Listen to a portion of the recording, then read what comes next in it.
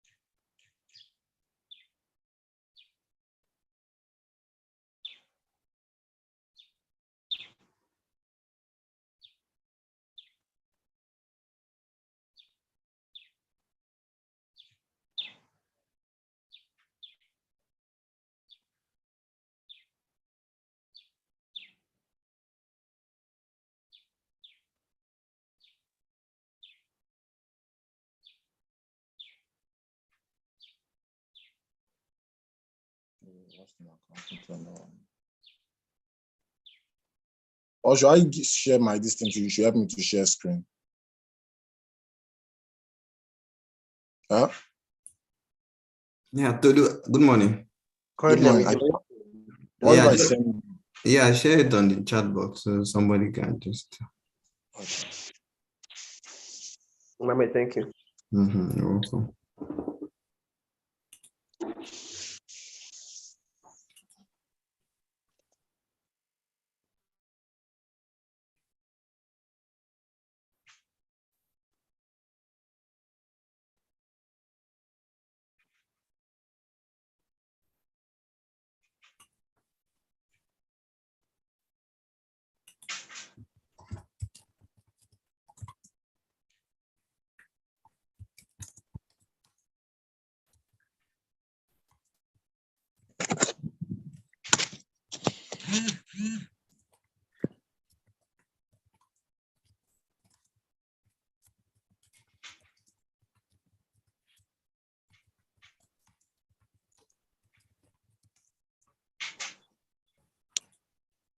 Okay.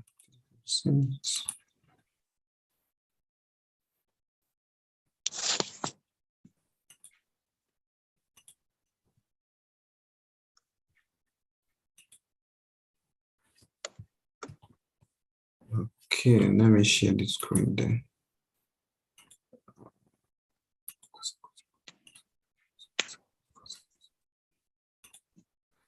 Ooh, that's a question.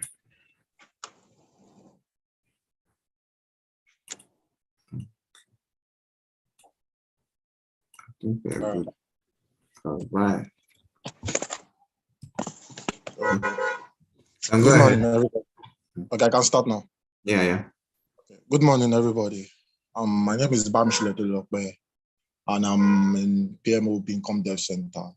So I'm sharing with us today planning essentials for a successful project. Please on to the next slide. So the first time I had a kid with us. Can you hear me? Yes, we can hear you, sir. Okay, yeah. The first time I had a kid with us, I talked about the stages there is in achieving.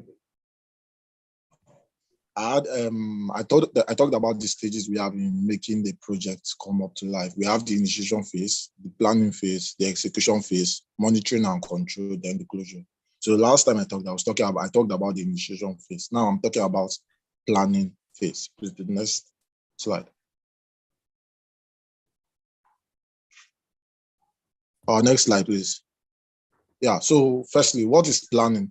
Planning is the most important stage where we put together an execution strategy and can get the job done and easily monitored and control and determine the scope, schedule, budget, and risk we can with an accuracy of plus or minus 10%. So we know what we are getting into before we start. So this is just telling us what planning does. Planning is the part that is the most essential of all we are doing in the whole project. We have to plan. Without planning, the project will be very slow. It's not like it might not be successful, but with planning, our success rate will be higher. And planning is the bedrock of all your project work.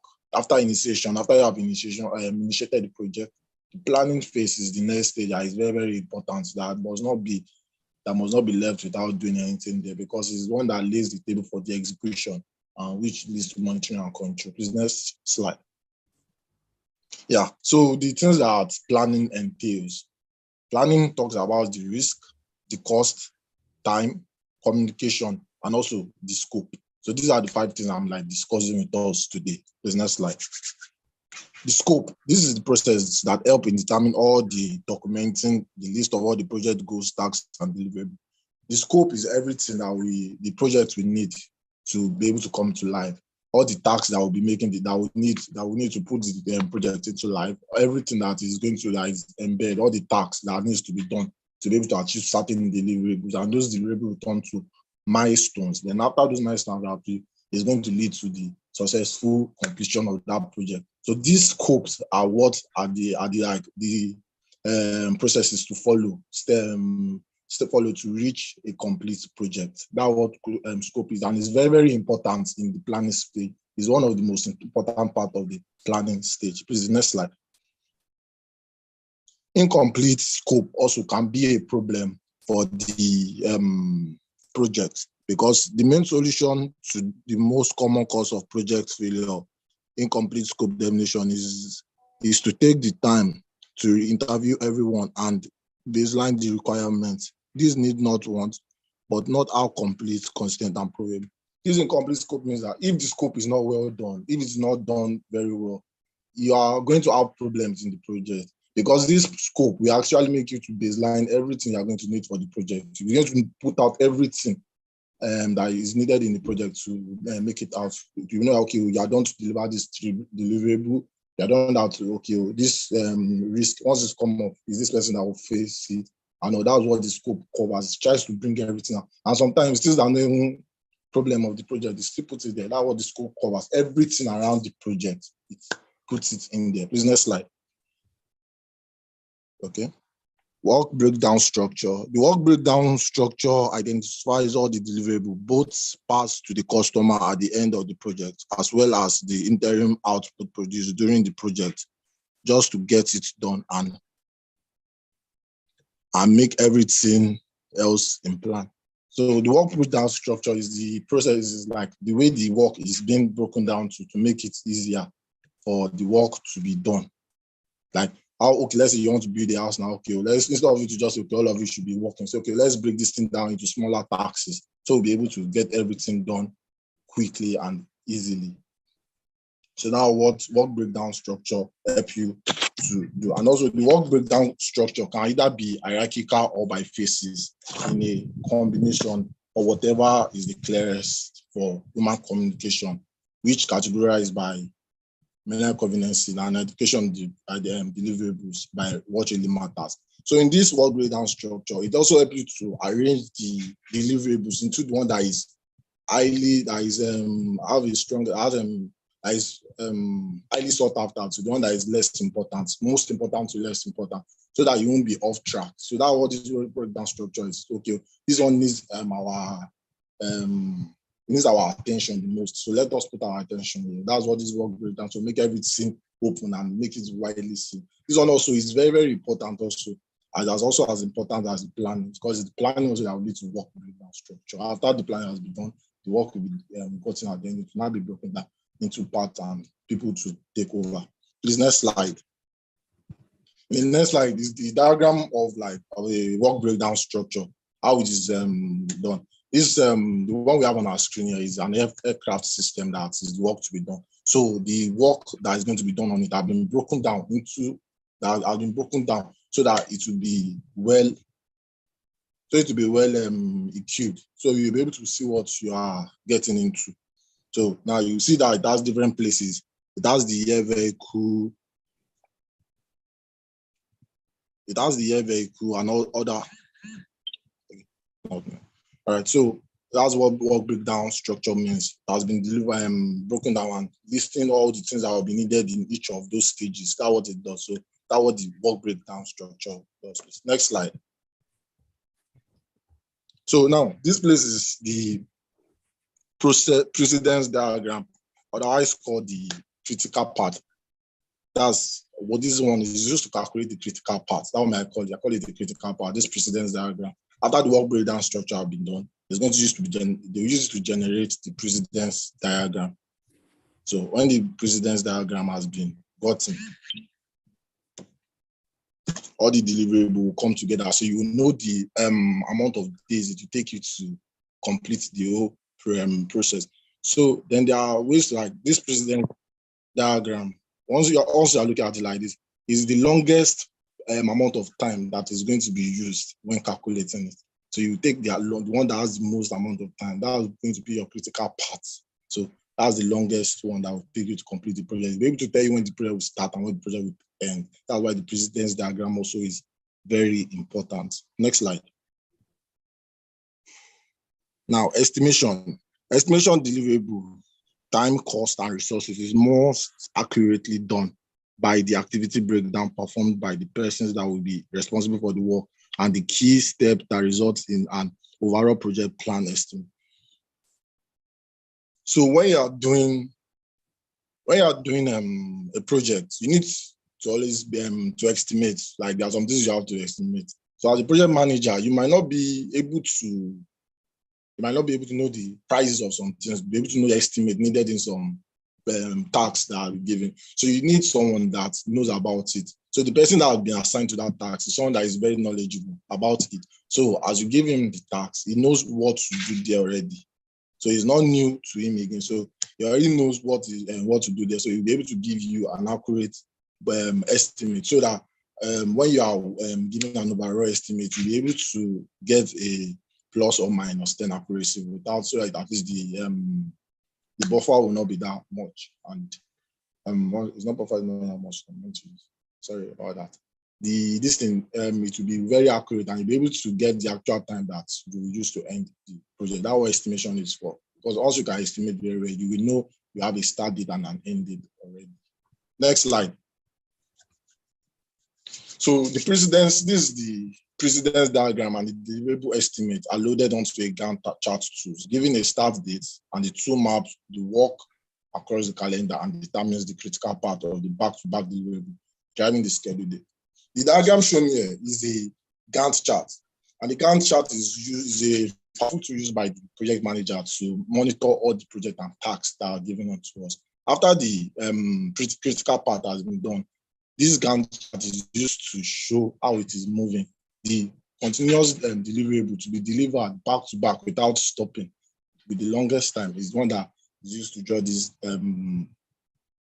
critical Gantt chart. And this Gantt chart will show you the amount of days. If it is done, it will be marking it out for you. You will be able to use it to monitor it very well. And it is used in both planning, monitoring and control, and execution stage. This Gantt chart is one of the most powerful tools for a project manager.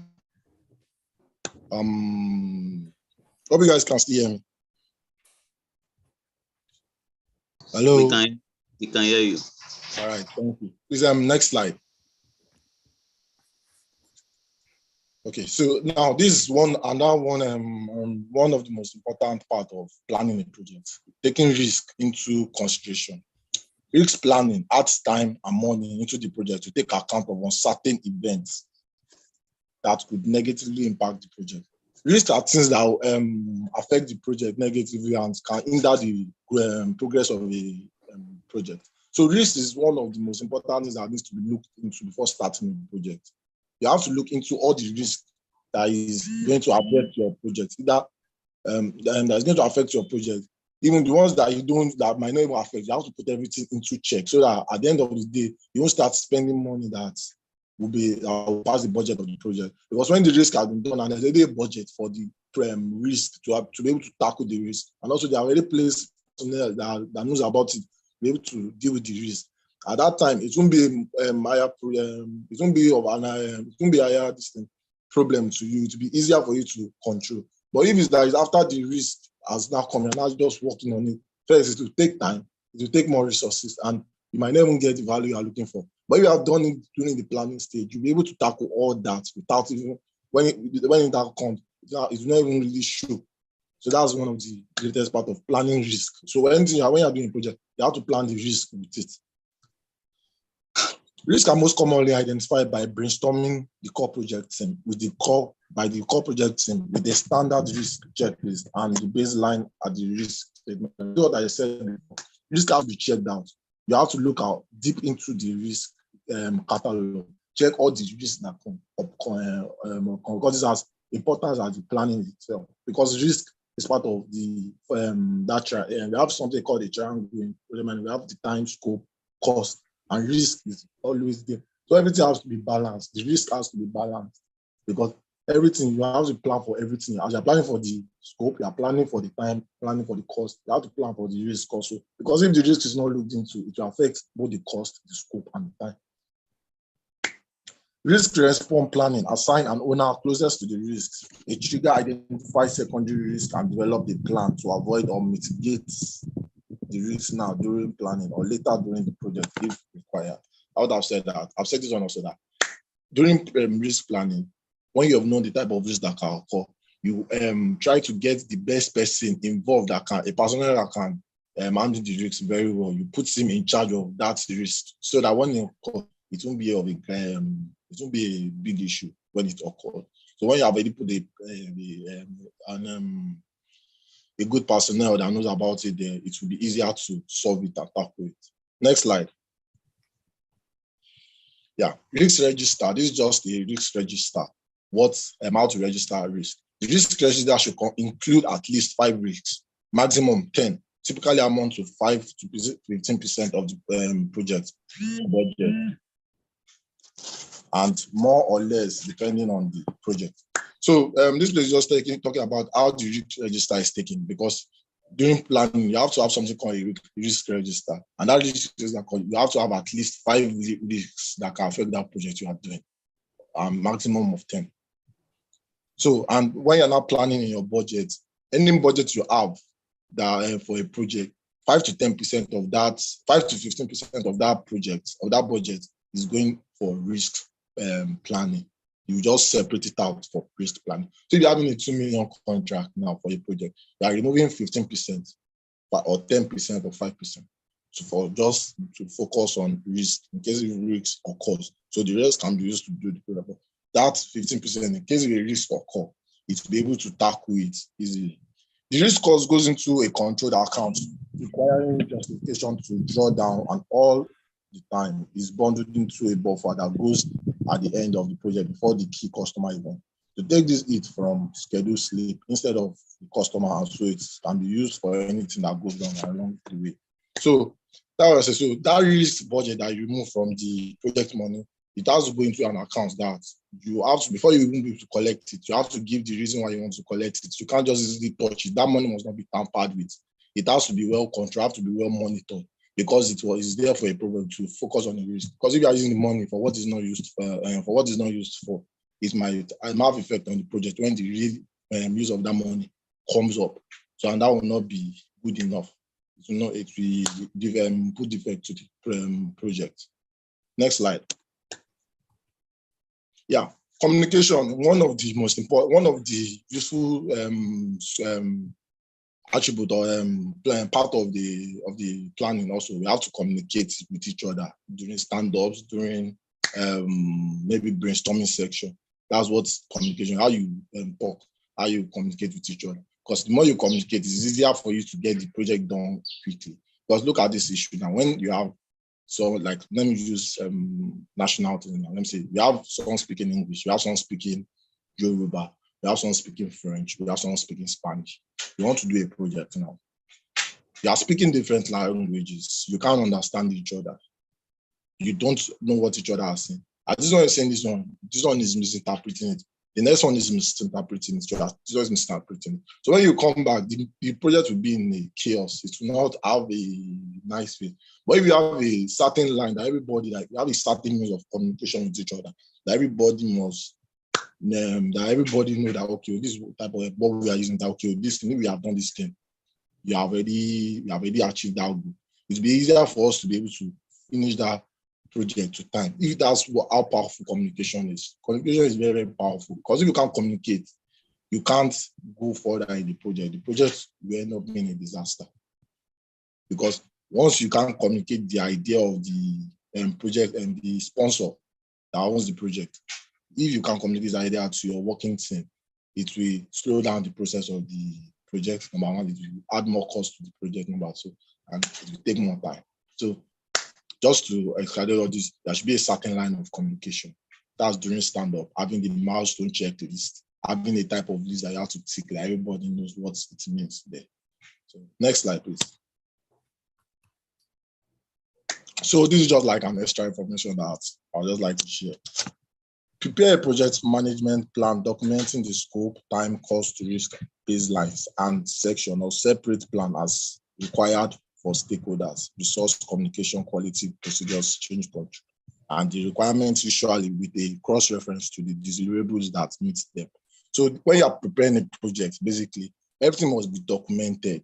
The scope, the cost, the risks, and the scope, cost, risks, and time this thing must be put there, must be written down very well. And the deliverables that are to be delivered also must be well sectioned to the person that is responsible for them, so that when a need arises, that you need to know who is responsible for this, you'll be able to know who to go and meet, to know why it is not going well and why this is not happening yet, or why this is not there. Because if you know that one now, it will be easier to complete the project. Then review the plan with the sponsor, customer, and other relevant stakeholders. Request time to work with any changes, provide options wherever possible, and make absolute sure scope, time, cost, and risk are properly balanced and truthfully communicated before proceeding to execution. So this way is telling us that before you move to the execution phase of a project, ensure that the sponsor of the project, the customer, the stakeholders, those stakeholders means that everybody the project is going to affect positively or negatively. Let's say now you are building a refinery, you want to build it in the middle of the city. Everybody living around that area of that refinery are stakeholders in that project, because whatever you are producing from that distance, if it's going to affect them negatively, it will reduce it can affect your business plan. And if you not really talk about it before starting a project, it will reduce the rate at which the project will get completed, because people that you want to be producing things for, you're already killing them with what you are producing. So you have to put that one also in check. So every stakeholder that is going to be affected by your product, you have to put them also in check, as well as the sponsor and the customer. And now, if there is going to be any changes in the project, you have to state everything clearly before the execution stage starts. Because once the execution of a project starts, it is hard to go back. Because once you are going back, you're already wasting time, and you're already using more money, and the scope is already going outside the scope. So when you now have this type of issue, you now find a way, because we have something in the triangle. You have three triangles, you have the triangle, you have the scope, you have the cost, and you have the time. So if those three, if one is more than one, there is a problem. So it has to be balanced at all times. It has to be balanced. Let's say you have a bigger scope, that means maybe you have a larger scope, that means you have to increase the time and you have to increase the cost. Or let's say you have a smaller scope and a bigger budget, that means you have to drop the cost there, reduce the time. So always try to keep the triangle in check. Always try to ensure the triangle is balanced at all times, and also taking note of the risk, because the risk also is as important as everything in the project. Last slide. Thank you for listening to me. And if you have any questions, you can ask your questions now.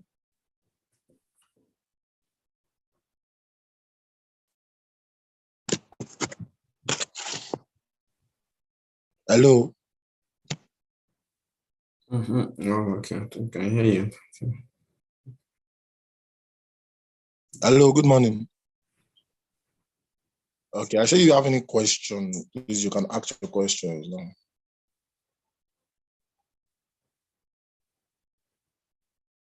Okay.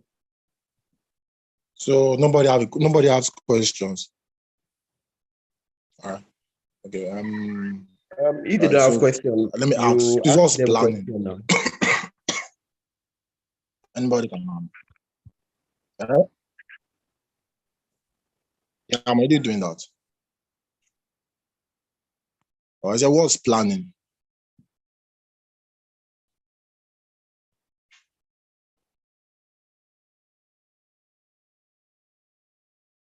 Peculiar, please, what's planning?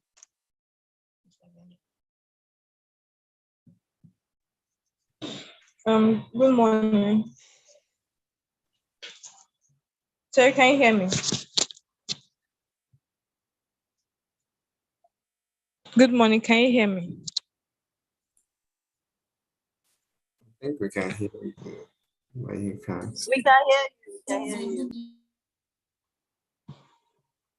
you. Planning is a way of making arrangements, according to what I understand from what you just said now. Making arrangements for a project.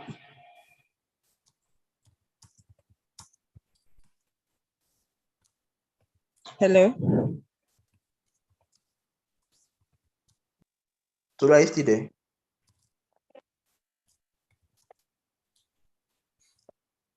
Hello, Tolu.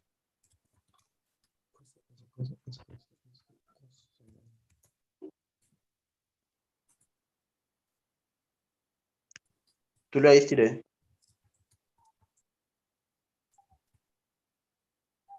Okay. Peculiar. Yeah.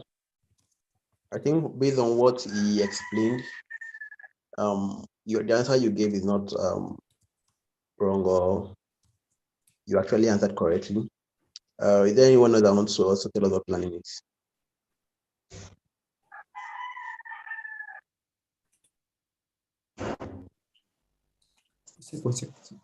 Are you talking to me? You're breaking up. Yeah, you went off for a while.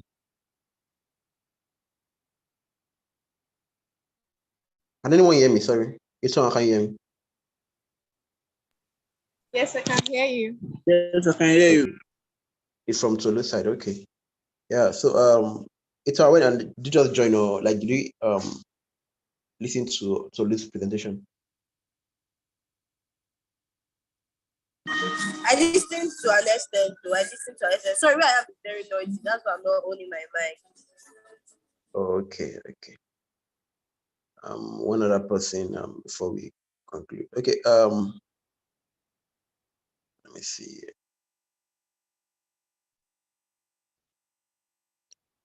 So Mohammed, quickly just tell us one or two things you got from the presentation. Yeah, okay. So basically just like Peculiar explained, planning is just more like a function of management that involves setting objectives and determining the course of action for achieving the objectives, right? He also talked about organizing, leading, and as well as controlling. And a very important part he also mentioned was risk, identifying this risk and, curbing them, and as well noticing when those risks, can come into play, and even have, fiscal plans for those risk itself. Yeah, so that's basically the sort of the highlights I got from the presentation. Oh, okay. Yeah, thank you very much. Well done.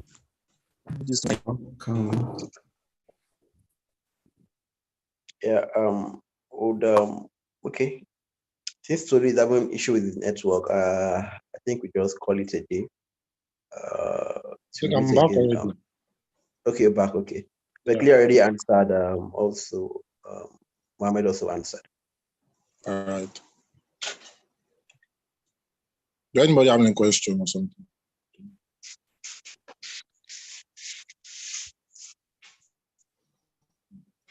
If there's no question, we can end the meeting. Yeah, in the absence of any other discussion or any question to be asked, the meeting, the kids section for today has come to an end. Yeah, thank you, everyone. Have a lovely day. And you too, sir.